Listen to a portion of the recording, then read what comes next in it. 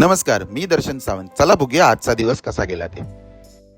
सकाळी उठलो, पटकन फ्रेश झालो आणि काही वेळ वाया न घालवता नाश्ता उरकला, कारण आज माझ्या ब्लॅकस्टॉर्मची पहिली फ्री सर्व्हिस होती. मग काय, सगळे डॉक्युमेंट्स चेक करून घेतले, बाईकला सेल्फ मारली आणि निघालो नेरूळच्या दिशेने.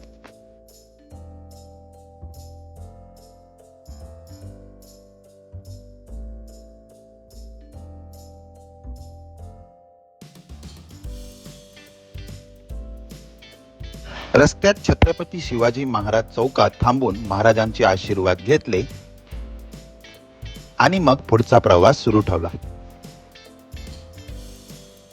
मेट्रोच्या कामामुळे जरा ट्रॅफिकचा सामना करावा लागला, पण प्रवास चालूच ठेवला आणि अचानक एक भन्नाट अनोख्या बाईकने माझे लक्ष वेधून घेतले.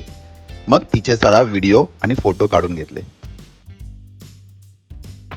मग थोडा self obsessed biker mode on केला आणि स्वतःचा बाईकवर व्हिडिओ काढला. शेवटी ट्रॅफिक मधून वाट काढत पाम बीच रोडवर लागलो.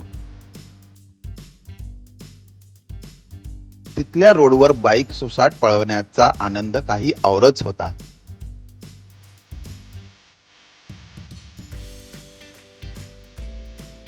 आणि नशिबाने फ्लेमिंगो पक्ष्यांचेही दर्शन झाले. ते तलावात निवांत होते आणि मी ते पाहून हरवून गेलो.